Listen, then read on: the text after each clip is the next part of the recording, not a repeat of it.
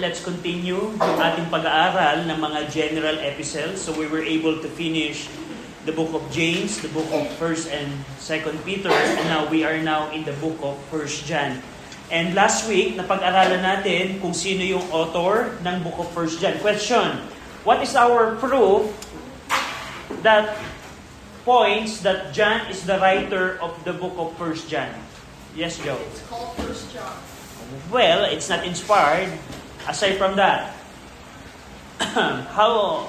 what are our internal evidences? Ano yung mga pruweba na nag-establish natin na nagtuturo na si John ang sumulat ng book of 1 John? Yes, Brother William. Yung vocabulary is the same with John or close, similar. Yeah, so yung una, yung vocabulary and style ng Gospel of John at 1 John ay merong similarity. So yung mga vocabulary, like yung word na Father, Son, beginning, word, believe, life, keep, like, commandment, love, and abide, and many more. Aside from that, aside from the vocabulary words na similar, ano pa ang similar sa 1 John at 2 John? 1 John and the Gospel of John, rather. Yes, Joe? Is that the first part of 1 John and the first part of John? Yeah. Is that it's talking about the Word of God? That's right. So, yung style, and not only the style, the content ng unang bahagi ng Gospel of John, and the first part din ng book of 1 John, merong similarity. So, it gives indication na probably same writer sila. Ano pa? Aside from that, yung mga expression at yung mga theological concept like to do the truth, dun sa inyong study notes, yung to walk in darkness, children of God, and so on and so forth, lahat ng yon ay makikita mo sa Gospel of John at sa Epistle of John. So, merong similarity. And last internal evidence natin, yung binabanggit na eyewitness qualification. Remember, in the book of 1 John, sa unang bahagi ng 1 John, you will see in the first part of 1 John that the writer said, we saw Christ, we talked with Christ, we beheld Christ, and we touched Christ. So merong personal experience yung writer, personal encounter si Jesus, yung writer ng 1 John kay Jesus Christ. At base doon, alam natin na it's John the Beloved who write it. Kasi si John the Beloved closely related during the ministry ng ating Panginoong Kristo. Not only that, go over in 1 John 5, 1 John chapter 5, not only yung personal encounter ang makikita natin in 1 John chapter 5, in verse 6 to 10, you will see here na na-witness nung writer ng 1 John yung crucifixion. Verse number in 1 John chapter 5, verse 6 to 10, this is he that came by water and blood, even Jesus Christ, not by water only, but by water and blood. And it is the Spirit that beareth witness, because of the Spirit it is truth. And so on and so forth. Verse number 9, if we receive the witness of men, the witness of God is greater. For this is the witness of God, which he had testified of his Son. He that believeth on the Son of God had the witness in himself. He that believeth not God had made him a liar, because he believeth not the record that God gave of his Son. Yung water and blood testimony na binanggit ng 1 John chapter 5, if you're going to compare that sa John 19, go over in John 19, verse 34 and 35. John 19. So we're figuring out sino ba yung writer ng book of 1 John. So sa 1 John chapter 5, yung mga vocabularies such as blood and water, witness, ay nabanggit ng writer sa 1 John chapter 5. And dito sa John 19 verse 34 and 35, but of the soldier with the spear pierced his side, and forthwith came there out blood and water. And he that saw it bare record, and his record is true, and he knoweth that he saith that he might believe. So very clear sa Gospel of John, in-identify ng writer, which is John, na nakita niya yung act of the soldier piercing the side of Jesus Christ where blood and water came out. Where blood and water came out. And then the same blood and water na nag-bear record, na nag-testify in earth, binanggit din niya sa 1 John chapter 5. So ang point natin dito, based on these verses that we can connect, it all points to John the Beloved. So yan yung mga internal evidence. Of course, meron din mga external evidence, like yung mga quote-unquote church fathers that live after John the Beloved. They are all saying, it is John the Beloved who write 1 John. So very clear tayo dito. Hindi ibig sabihin na walang nakasulat sino yung writer ng 1 John ay hindi natin mapipigure out sino yung nagsulat nito. By comparing yung mga internal evidences, verses there and verses here, we can know that it is John the Beloved. So, yun yung napag-aralan natin last week. Another thing na napag-aralan natin is about Gnosticism. So, bakit natin inaaral ang Gnosticism? Why do we need to understand Gnosticism? Because ang book of 1 John, John wrote it to attack the Gnostic church members. So, I want you to remember that we're going to tackle it later on. Sa Ephesus Baptist Church, kung saan nagpapastor si John the Beloved at this time, there are church members that are adopting the Gnostic belief. May mga church members sa Ephesus Baptist Church na unti-unti silang nilulunok ang poison ng Gnosticism. Bilang pastor, bilang elder, bilang overseer, si John, Pastor John, he wrote the book of 1 John to attack the Gnosticism. At yun ang pinaka-background ng book of 1 John. We're going to tackle that later on. But ano ang Gnosticism, by the way? Can you give some details that we already discussed about Gnosticism? What is the view of the Gnostic about God? What is the view of the Gnostic about God? Yes? Yeah. Una, ang God sa Gnosticism, something that you cannot know of. Ang question, ang God of the Scripture, is He something that we can know of? Yes. Nireveal ng Panginoon ang kanyang sarili sa Scripture. The only way we can know who God is because of this Scripture. Just imagine, kung walang Scripture, kung walang Bible, we are clueless about who God is. But we can thank God that God gave us the written, inspired, preserved Word, and by that, our God is knowable. Pero sa mga Gnostic, it's something you cannot know of. Hindi mo siya makikilala, hindi mo siya mauunawaan. Sino ba ang Panginoon? Sino ba ang Diyos? Diyan ang Gnostic. How about man? What is the view of the Gnostic sa man? Yes, Joe? That you have to know the secret knowledge, and if you don't know that when you die, That's right. you'll be lowered. Yeah. And if you know the secret knowledge, then you'll be an angel. Yeah, that's good. That's actually salvation. That's actually salvation. But how about man? Sa tao, sa Gnostic, ano ang tao? Ilang bahagi ng tao sa Gnostic? Dalawa. What are those things? Laman at yung spirit. Yung laman at ang spirito or yung divine spark. Can you define the difference of the flesh and the spirit according sa Gnostic? Mas yung laman, pero yung spirit. Mas mabuti. So sa Gnostic, tama yun, ang tao sa Gnostic, meron siyang flesh at meron siyang spirit or divine spark. Ang tao, according sa Gnostic, na-trap ang spirit natin sa flesh na sinful. Ibig sabihin, ang view ng Gnostic, halimbawa, nakapatay ako ng tao. According sa Gnostic, kaya ko lang napatay yung tao na yun kasi na-trap ako sa sinful body. Pero hindi ko naman talaga gustong patayin yun. It just happened na na-trap ako sa sinful body na to. Ang goal ng Gnostic, yung binanggit kanina ni Joe, the goal of Gnostic is to be freed from this physical body. So, yan yung salvation. We're going to see that. How about creation? What's the view of the Gnostic about creation? How everything is created? Yes, Nicole? Accident, tama. Remember, merong unknown God, pero sa baba ng unknown God, merong lesser deity, na sa recipe ng lesser deity na yon, dapat 1 cup of sugar ang ilalagay, ang napalagay ay 1 cup of salt, and then ang naging resulta, our sinful world.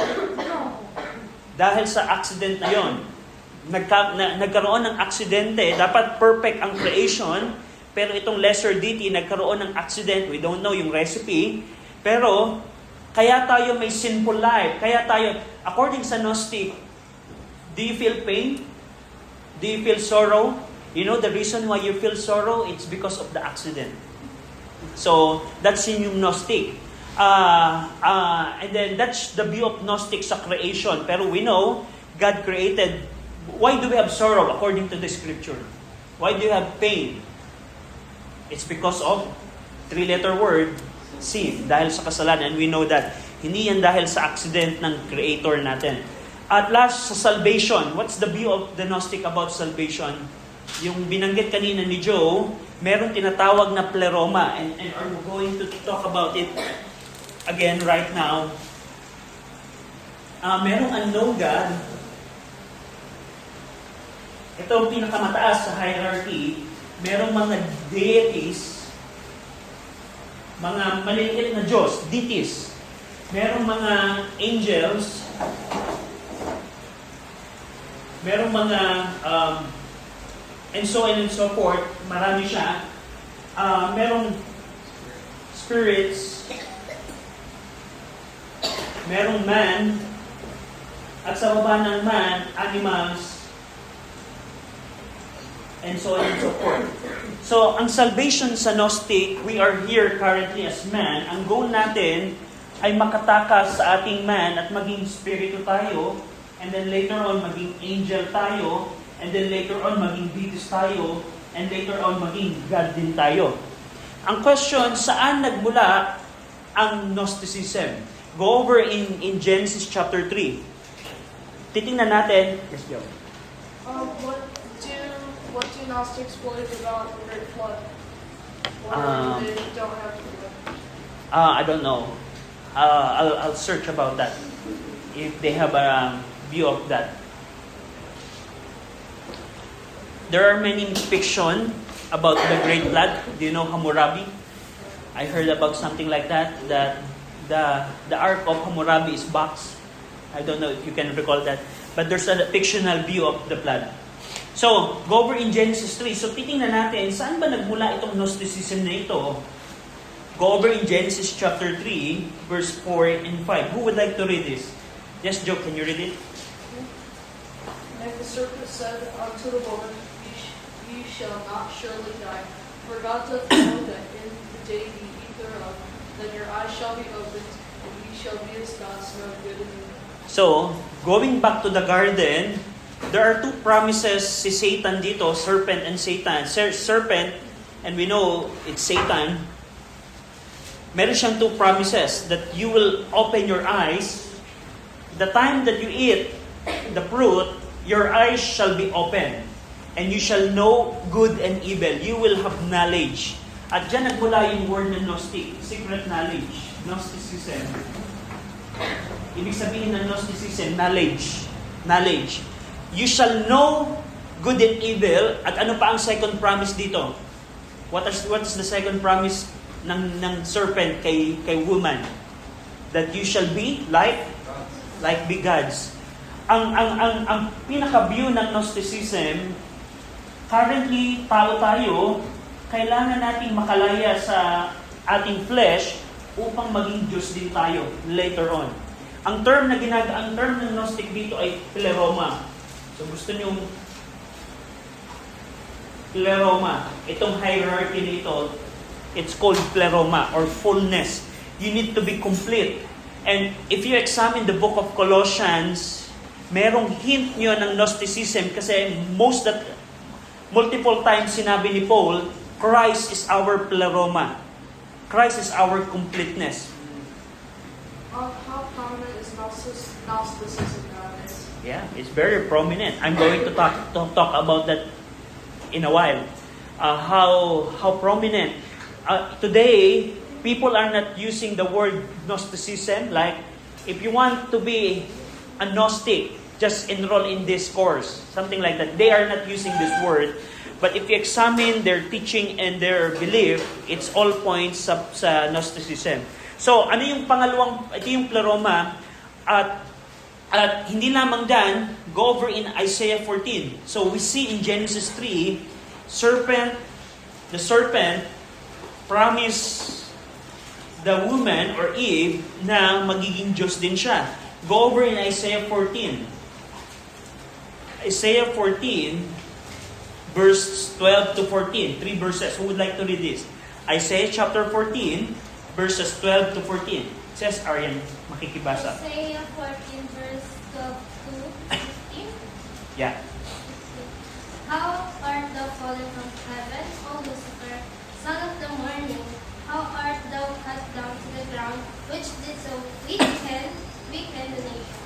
For thou hast said in thine heart, I will ascend into heaven, I will exalt my throne above the star of God. I will sit also upon the mount of the congregation in the sides of the north. I will ascend above the heights of the clouds. I will be like the Most High. So gusto kong pansinin niyo yung mga binanggit ni Lucifer na ang anong plano niya. At the end ng verse 14, you will see there, I will be like the Most High. Magiging katulad ako ng Diyos na mataas. Repairing yung Most High dito, ang ating Diyos na makapangyarihan sa lahat. Gusto niyang maging katulad ng Diyos. So, by comparing this, yung belief ng Gnosticism na ang man pwedeng maging Diyos later on, lahat ng yon, sino kaya ang promotor nito? Who's the promoter? Who invented this? Walang iba kundi si Lucifer. Walang iba kundi si Satan. And hanggang sa ngayon, itong Gnosticism na ito, it's the tactic of Satan to deceive many people in our time. We're going to see later on yung today's Gnosticism. Pero, ang Gnosticism, binubuild din niya, nire-represent ng Gnosticism, another nire-represent ng Gnosticism, yung tinatawag na pantheistic view.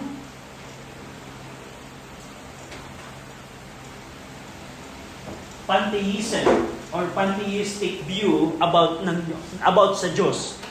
Ang Gnosticism, tinuturo niya, pantheism, everywhere is God. God is everywhere.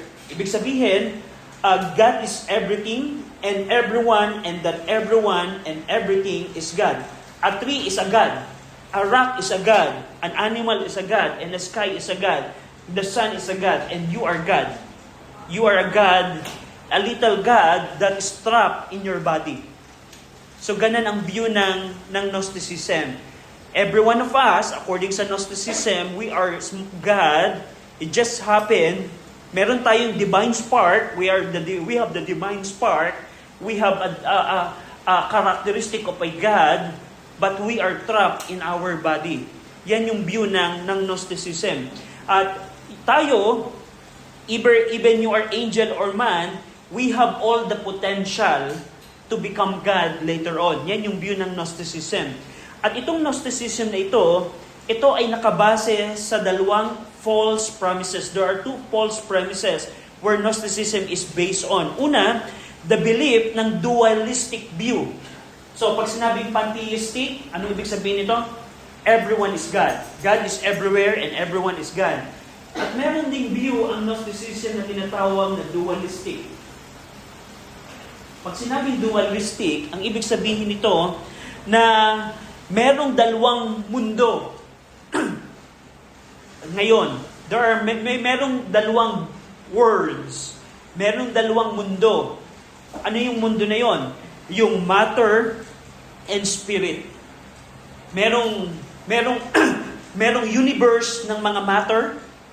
Ito yung nakikita natin ngayon. At meron ding universe na spirito lamang. Have you heard the word multiverse? Multiverse? Na merong ibang word ngayon at merong word na hindi natin nakikita. Ang view ng Gnosticism, yung pag sinabing dualistic view of the word, where spirit and matter are separate and distinct entity. Merong spirit at merong matter para sa mga Gnostic. Spirit and matter. According to this dualistic view, the matter is considered evil and the spirit is good. Ito ay evil at itong spirit, ito ay good. Yan yung view ng dualistic. Branch siya ng Gnosticism na para sa mga Gnostic, merong dalawang mundo, yung mga espiritu at ang mga matter. At kung ikaw ay nasa matter, if you have the matter, the physical body, you are evil. Kaya ang goal mo ay makalaya sa flesh mo. At dahil sa view na ito, ang mga Gnostic ay nagpe-perform ng mga action in their physical body. As a result of this worldview, Gnostic hold the view that action performed in the physical body, like murdering someone, stealing someone, raping a child, or something else, hold no meaning because true life is only found in the spiritual realm. According sa mga Gnostic, kahit gumawa ka ng heinous crime, mga krimen dito sa iyong flesh, hindi siya nagmamatter kasi ang pinakamahalaga ay yung spirito mo. As Joe. In dualistic, is the spirit within us? Yeah. The divine spark is trapped in your body. Have you ever met a Christian that was also a Gnostic? Yeah, there are many Christian Gnostic today. They don't know that their belief is Gnostic, but if you examine it, it's false in any of this. So, yun ang Gnostic. And bilang hint, in the book of 1 John, John corrected this view. So, it's your duty in your task, you need to give at least 3 anti-Gnostic teaching ni John according sa Gnostic. If you will examine yung teaching ni John about this view, do we really sinful because we're just trapped in the body? I don't know if you remember na sabi ni John, pag sinabi ko na ako'y walang kasalanan, because I'm just spirit trapped in the physical body. So, that's a hint. Pag binasa niyo yung 1 John, John corrected this view. John corrected this view by saying, well, I don't like to tell it later on, but you need to do your task first. Pero ito yung dualistic view, na ang tao, we're not really sinful. According sa Gnostic, you and I, we are not sinful. Ang question, why people do crimes? Why do people heinous crime? Why? According sa Gnostic, it's because you are just trapped in your physical sinful body. But in reality, according sa Gnostic, you are not sinful. I am not sinful. Ganun ang Gnostic view. At aside from that, sa dualistic view, ang Gnostic din ay nagkiklaim na meron siyang access sa higher knowledge, which is known only to a select few. So yan yung pinaka pinopromote ng mga Gnostic na meron kang secret knowledge. At yung knowledge na secret na ito, secret knowledge,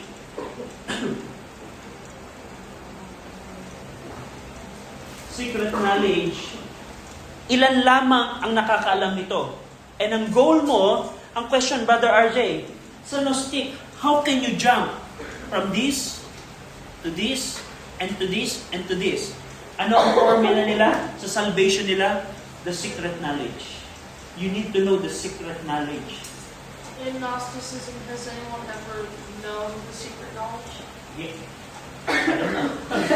How do you like it?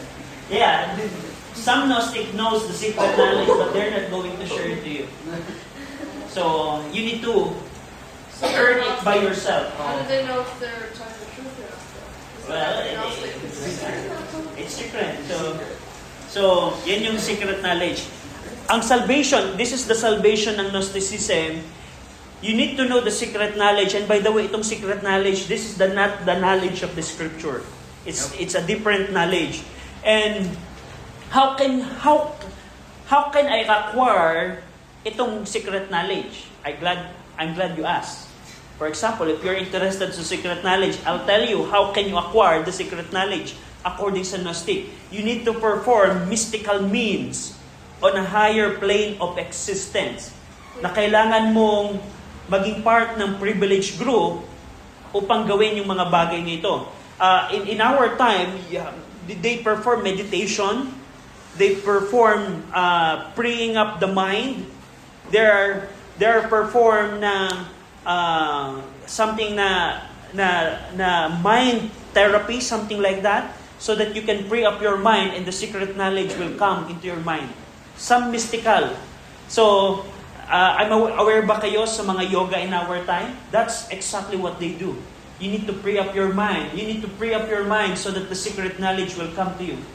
Di ba po, nowadays po kasi merong mga Christian na nagde-devotion sila tapos iba yung pag-intindi nila iba dun sa mismong scripture.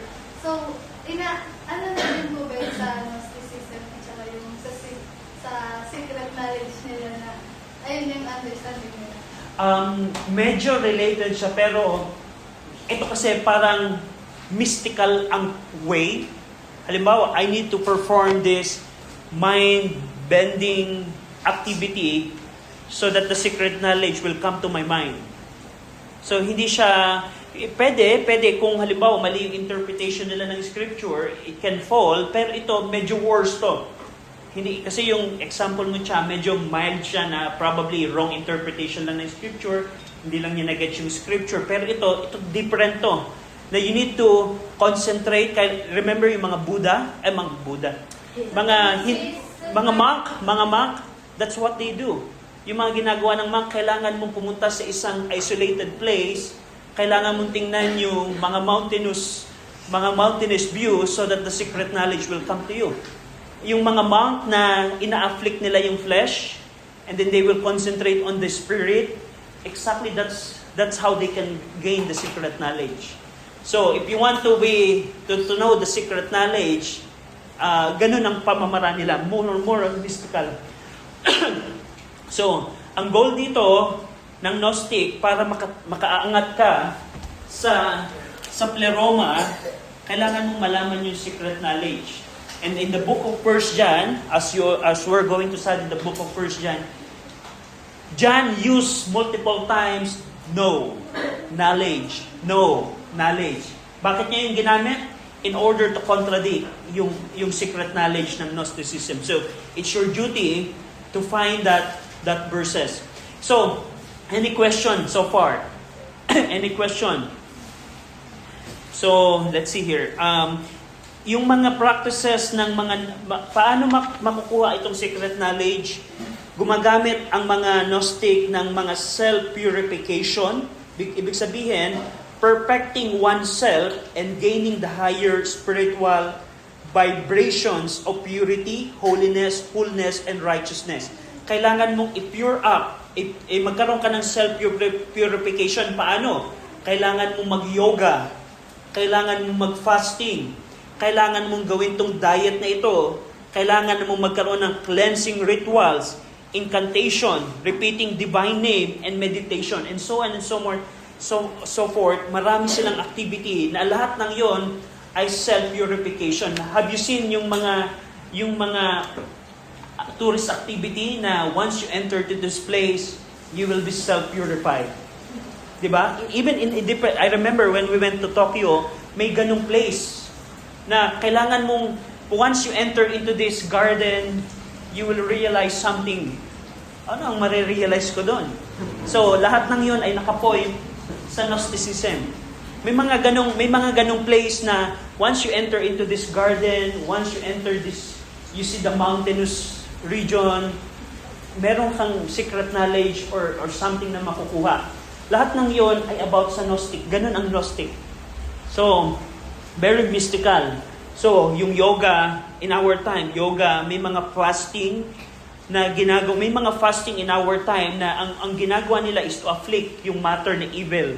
So, that's also Gnosticism. May mga diet, of course. Pag sinabi ka ng doktor mo na you need to have this diet, you need to follow that diet because it's about your health. Pero pag sinabi ka ng yoga teacher mo, you need to have this diet so that your flesh will be afflicted and your spirit will know the secret knowledge. That's something that you need to reject. So, are we clear dito? So, yan. Yes, Joe? Is there any kind of guidebook that they use? Yeah. Gnosticism? I'm glad you asked because during the first century, during the time ng mga apostles, itong mga Gnostic nito, they create they wrote their own books. Kung familiar kayo sa book ng The Gospel of Thomas, merong mga book ng Gospel of Thomas, Gospel of Mary, Gospel of Judas, Gospel of Philip. They offer a unique perspective on Jesus Christ, salvation, and spiritual knowledge. Recently, you can search it online, merong nahukay na isang library na puno ng mga books ng mga Gnostic. Nadoon yung Book of Thomas, Gospel of Thomas, by the way, Gospel of Thomas, Gospel of Mary, Gospel of Judas.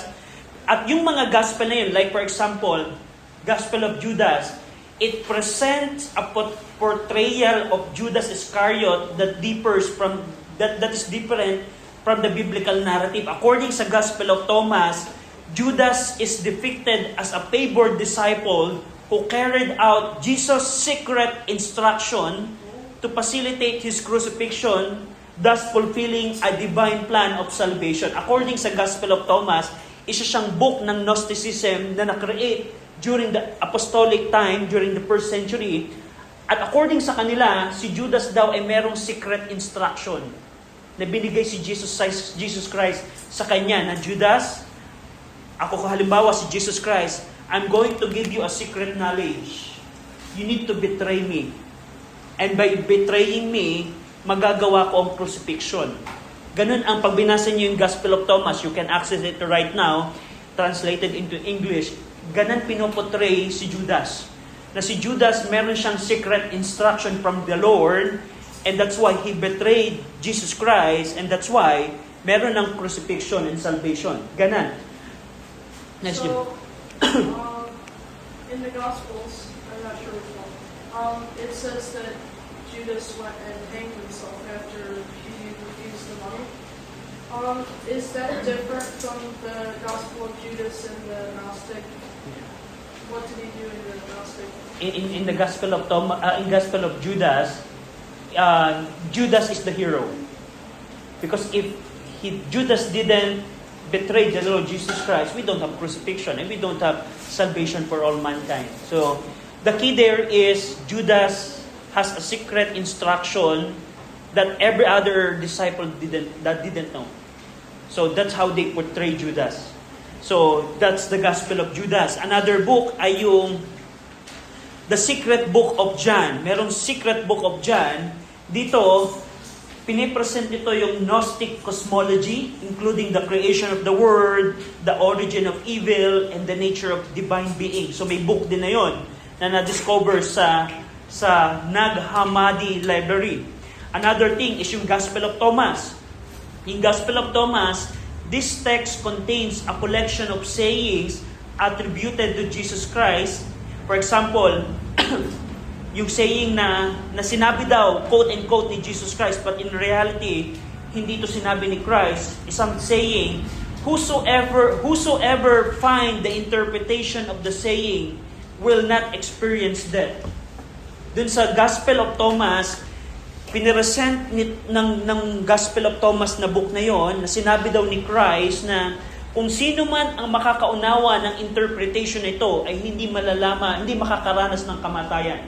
So question, did Jesus Christ really said that? We know na hindi yun sinabi, but Gospel of Thomas says so. It says also that Jesus comes along and saved them by revealing them the truth, who they are. Divine light being who belong to another world. And this realization frees them from the material body and puts them on their way to acquire the robe of light. So, Gospel of Thomas also saying, the way Jesus Christ saved some people is by imparting them the secret knowledge. By imparting them secret knowledge. And by that, they can acquire the robe of light. So, very mystical.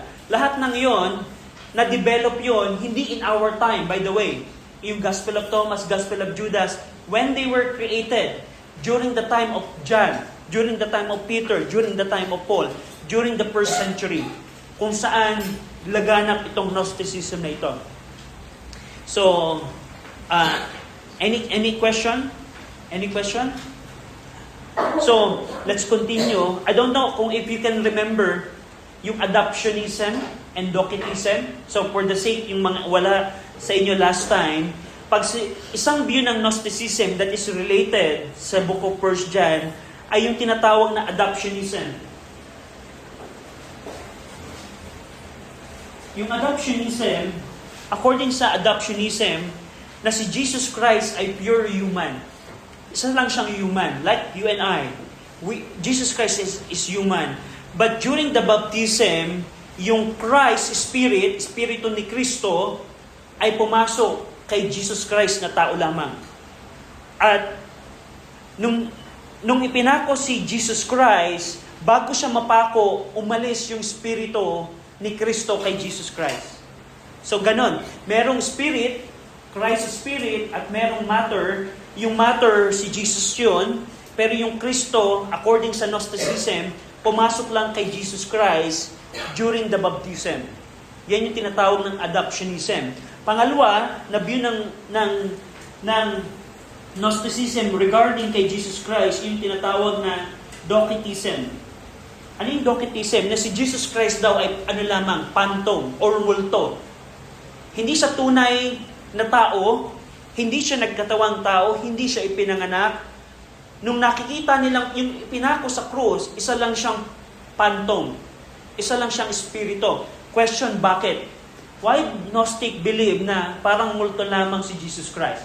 Why Gnostic believe that Jesus Christ is just a phantom? Why do you think? What's the problem of having a body? Because you have to admit that Jesus had sinned. Yeah, body.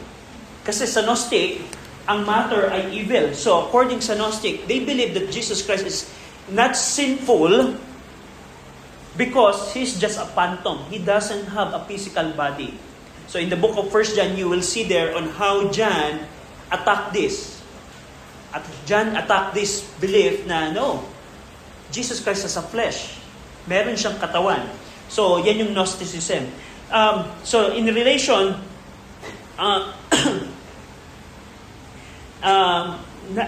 aware ba kayo kung bakit binubury ng mga Pero ang kanilang katawan?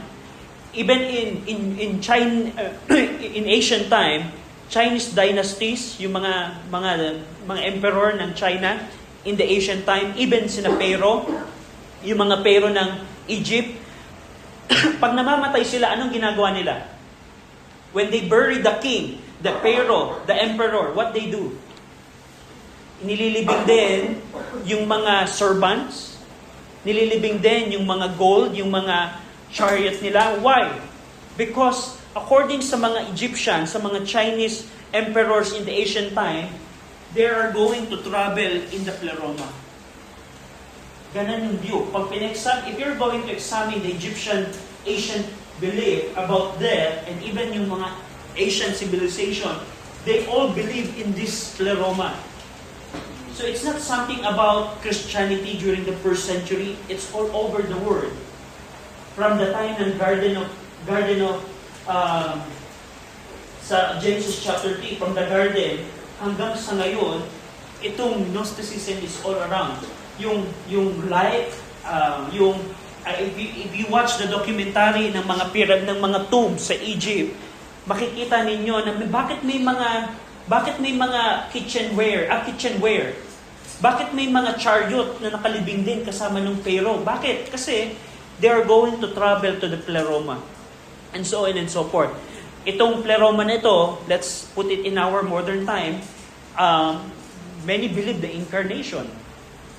Many believe na pag namatay ka, pwede kang maging spirit or pwede kang maging animal kung hindi mo alam yung secret knowledge and so on and so forth. Ito ding Gnosticism na ito, let's relate it in our time. Do you watch yung mga Hollywood fictional movies?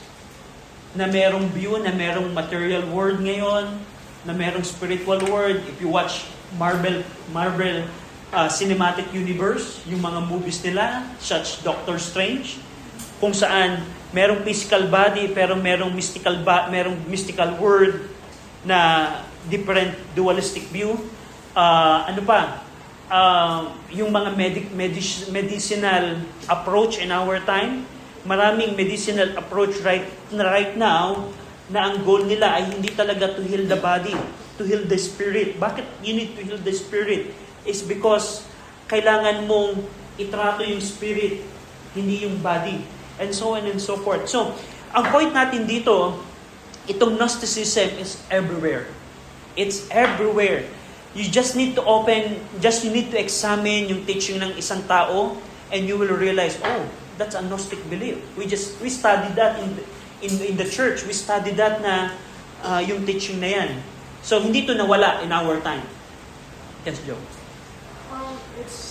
It's important to point out that in adoptionism, some of the modern translations of the Bible, they remove the word begotten before son, which could be adoptionism. They could use that as adoptionism. Because then Jesus wasn't Christ's begotten son. Yeah. He was just Jesus. Yeah, that's a good comment. Yeah. Thank you, Joe, for that. Any question before we move? So, tapos, meron ba kayong tanong? So, ngayon, alam niyo na yung Gnosticism. Pag in-approach niyo yung 1 John, I want you to remember, John wrote the book of 1 John because some church members ng Ephesus Baptist Church are adopting and swallowing this truth. Nilulunok ng mga church member na, wait, ganito pala ang salvation, ganito pala ang Panginoong Kristo, ganito pala ang creation, and so on and so forth. That's why, yan yung pinaka-occasion ng Gnosticism. John became aware that false Gnostic teachers had infiltrated the assembly, yung Ephesus Baptist Church, at umusbong yung error na ito sa church membership. Go over, for example, in Acts 20.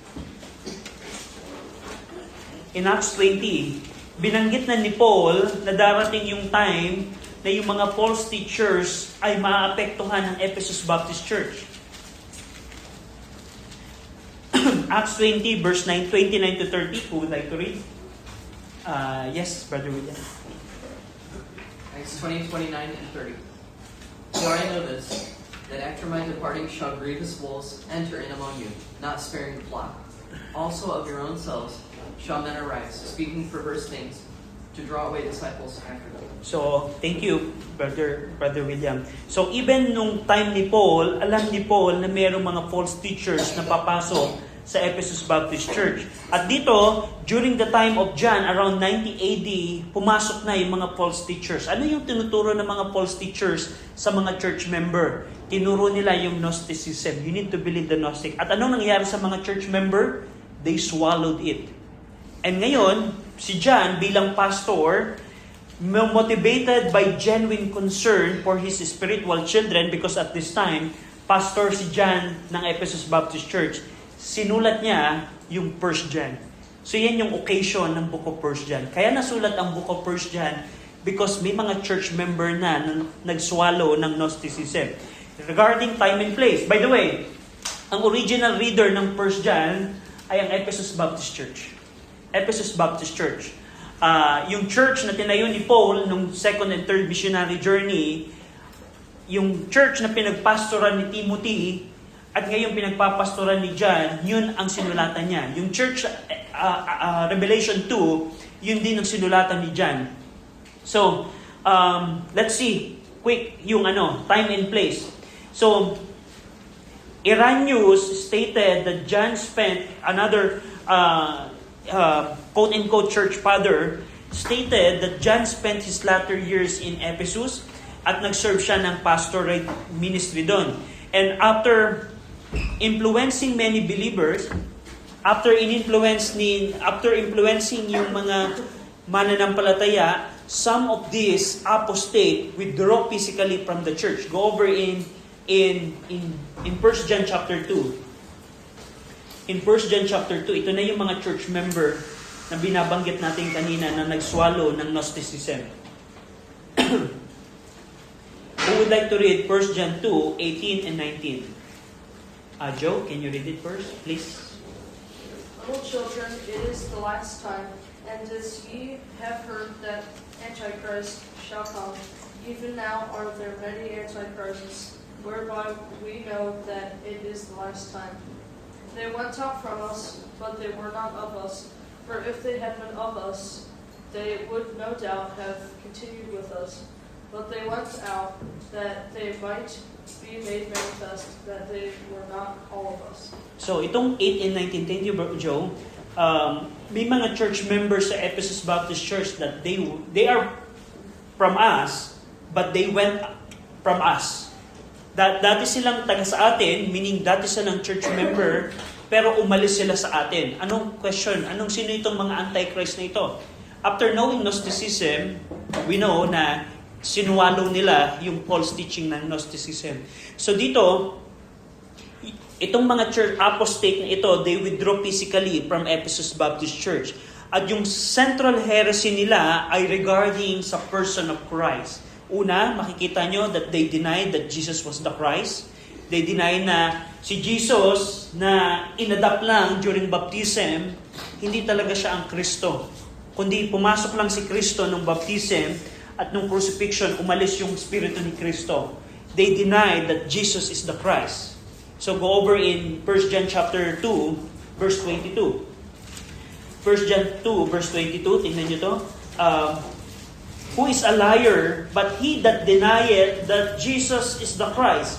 He is an antichrist that denieth the Father and the Son. Bakit dinideny ng mga Gnostic na ito that Jesus is the Christ? Why? Because of adoptionism. Na Jesus is not really the Christ.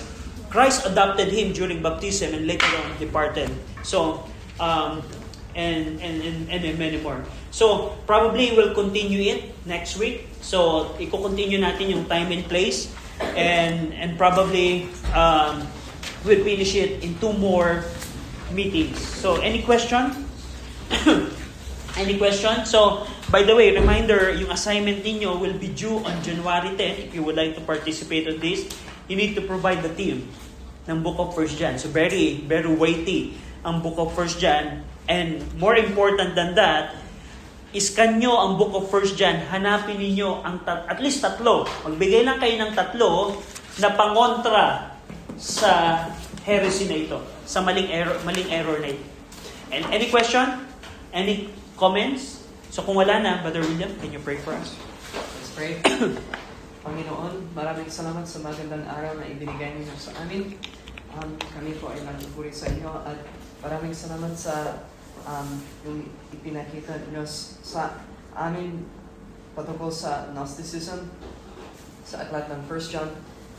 Tulungan niyo po kami na not to fall into Gnosticism at malaman ang katotohanan ng Scripture. And I ask that you bless us habang kami ay worship sa inyo at nagsasamba sa inyo sa Spirit at sa katotohanan. Ito po ang ating dalangin sa namin ni Jesus. Amen. Salamat. You're dismissed. Thank you, baby.